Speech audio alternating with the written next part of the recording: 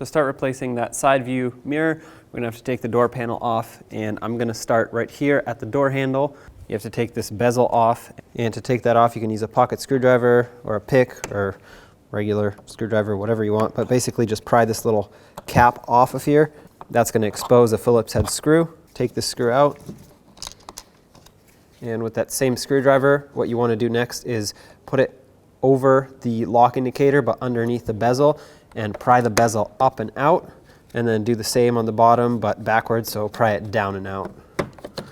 That will pop this out, take that off. Next, remove the master window switch, which I guess is kind of optional, but it does make things easier. So pry up on the back, and then you have a main connector back here that you want to disconnect. The tab to release it is on the back of it, so release that. Next, I'm going to move on to taking that screw out right there. I know it doesn't look like a screw, but it's really a cap over the screw. So to get to it, you have to pry this cap off, which can be tricky sometimes.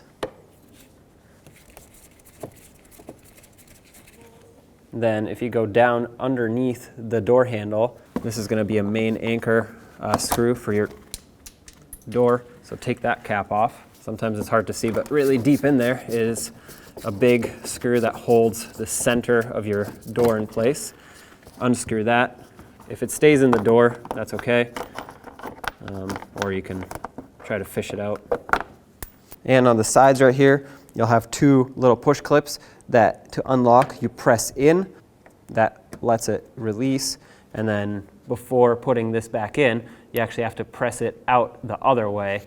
Now that's unlocked, but the other direction, so then you can put that back in. So I like to get these ready for installation as soon as I pull them out. Before I move on to removing the door panel, the last step that needs to be done is to remove this tweeter cover here. Pry that off.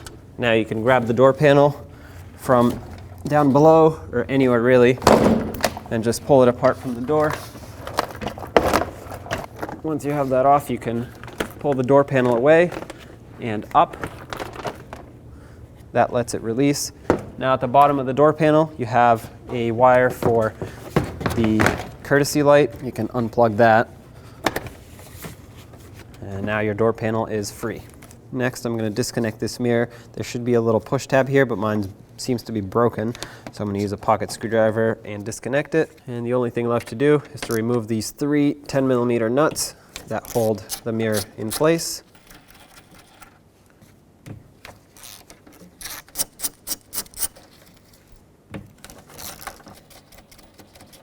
At this point, the mirror is not held on with anything, so it helps to either stand up and over or have the window open. Grab the mirror, shake it a little bit, and pull it out of the door.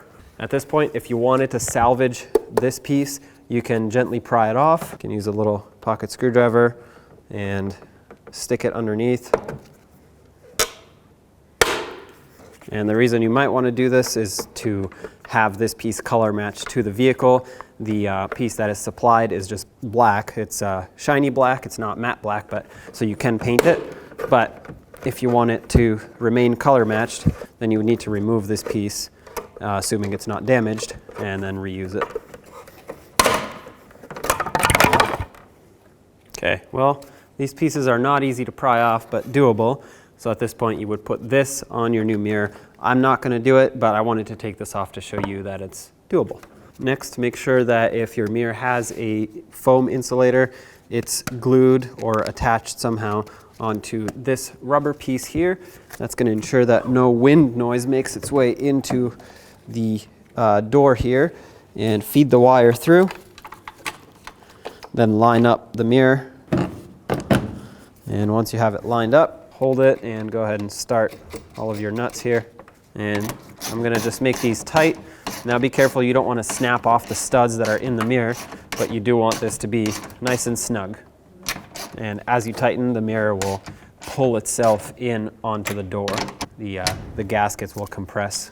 So the way I like to tighten mirrors is I like to hold my hand in the middle somewhere of a 1/4-inch ratchet and just basically go until I can't turn it anymore with medium force from the middle of that ratchet. And that's perfect.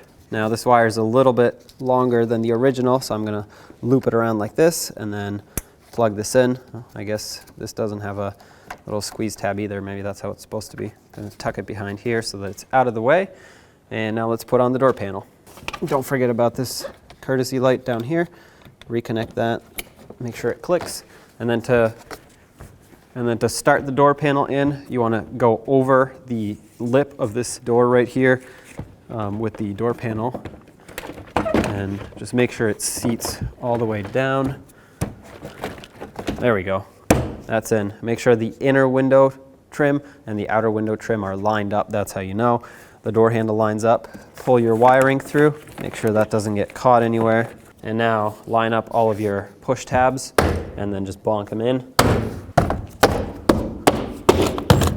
That'll secure the door. Now you can go ahead and put in all of your mounting screws in whichever order you'd like. I'm going to start with this one here. Put the cap on. This was my main anchor for the door handle. Make that nice and snug. And this had a cap also. Reinstall the window switch. Make sure it clicks. Secured in place. These push pins on the side right here, put those in and lock them down. I only had one. The other one for me was missing. Put the door handle trim back. Secure it with this screw here. Close the little door. Reinstall the tweeter cover. Make sure it goes underneath that stud, and then this hook right here has to go into that hole. Line it up, give it a nice loving bonk. And one last piece to this puzzle is to put on the outer cap here. Again, I'm putting on the black one that was supplied with this mirror. Line it up and secure it in place. Perfect. And there you have it. Mirror is installed.